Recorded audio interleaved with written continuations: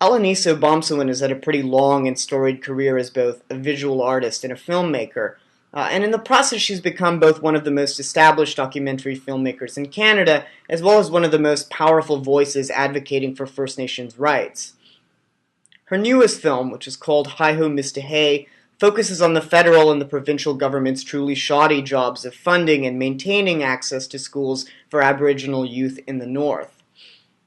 Ubomsawin focuses this time on the Attawapiskat community, and in doing so she follows the development of a campaign called Shannon's Dream, which was first launched by a Cree teen who has unfortunately since passed away.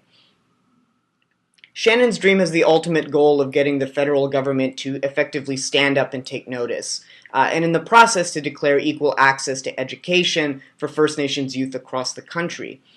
And in some ways, I think you could say that the film is effectively sharing that goal with the organization.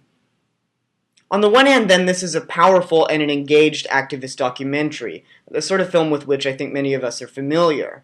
It's just as invested in its fight for youth rights and education as the people that it profiles. It has just as much energy as they do as well. So in other words, it's incendiary, it's committed, it packs a punch. On the other hand, though, the film works really well, I think, also as a smart and a detailed procedural.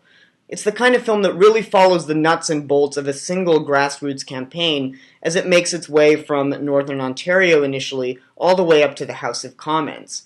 And it's a surprisingly thrilling account of that process if you're the sort of person who's really into policy debates.